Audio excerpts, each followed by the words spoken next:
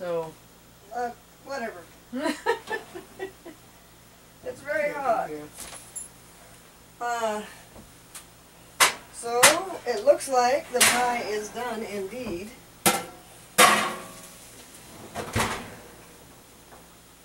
There's a little cooling rack up above you there. All you people who don't think we cook. We don't. Okay. Oh, that looks good. So, I'm going to come over and show you is the lovely, lovely pie. Steam is coming out. And it seems a little hot, but I could cut it open. Can I cut it open? I think you're supposed to let it sit for a minute, but let's just see here what it says. I think typically you're going to let it sit, but let's see. See, I think we could have put a little cinnamon on there. Use butter on there with a little... Not butter. You're supposed to put cream or milk, and then you can sprinkle sugar. Okay, so can I cut it? It doesn't say anything that you can't, so yeah, go ahead. It says I can't. You cannot cut your pie. You cannot cut your pie. You cannot cut your pie. I just want to show you that it's cuttable, unlike the last pie crust. What it looks like. The last pie crust, you needed a grenade to get through. I had to throw it in the yard. Because we're white trash. That's, well, who's gonna know, right? This, I have to tell you, I have this little table here. We had that chair that rocked, remember? Nancy rearranged the whole house, which, you know, is like tiny, the size of a postage stamp. It's like moving and three. put this here. So isn't that nice? It's like moving 3 pieces of furniture. It was quite an endeavor. Well, the hard part is moving it in a postage stamped room. Do you want a fork or something? No, I just don't want to scoop this off the thing. Now, you know, the hardest part of cooking is... Whew, wow, that looks good.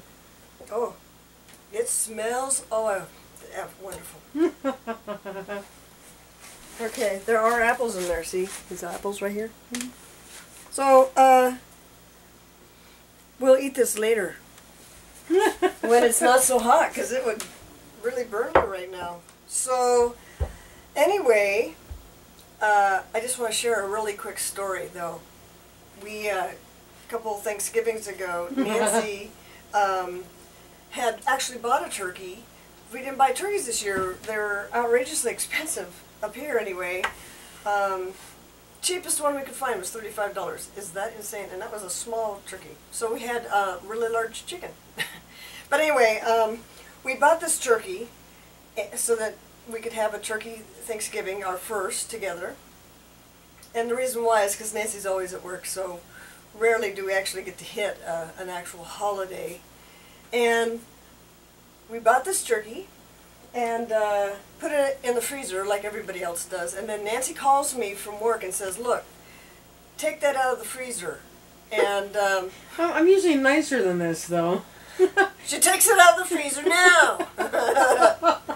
And she wanted me to put it in the refrigerator, which I thought was silly because it's a huge frozen turkey. And so I thought I would just leave it out on your counter, like most people, that you're not supposed to do that, right?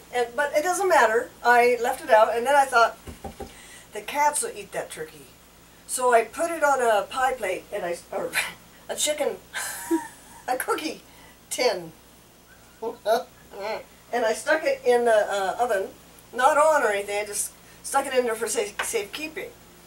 This was 2 days before I was coming home, which is why I said to put it in the fridge, because it would have had plenty of time to defrost. Yeah, okay. Anyway, so Nancy comes home, and I had forgotten all about that turkey days later. But I have that smell. There's a smell in the house. I cannot find anywhere. I thought maybe it's a dead mouse, a dead cat. But I'm like, where is that smell? And I can't find it, and I give up. I just live with it. You know, what do you do? And so I am sitting at we had a little tiny table right here, and I'm sitting there, and Nancy goes, "So where's the turkey?" And I go, "In the oven." And we both look at each other like, "Oh no, that's not good." And so we went over and I cracked the oven. And I said, "You started cooking it?" And that was just silly. So we cracked the oven, and a plume of foul stench just envelopes us, and literally brain cells are burned. And we take it out, and we like throw it in the snow, and then it's like, well, what do we do with it? We live in the forest. Throw it out in the wilderness so a wild animal can, eat it, or maybe throw it, poke holes of it, like, they do in gangster movies, and throw it out in the lake. But no, we can't do that. So we put it in the car, and we drive around with it. And we think we're going to actually take it to the dump, but the dump is only open on days that do not start with T or Sundays. Thursday, Tuesday, Thanksgiving Day. So we drive around aimlessly, not being able to think because it's so potent and gooey in this bag. We ended up disposing of the body in an unnamed location, but it doesn't matter.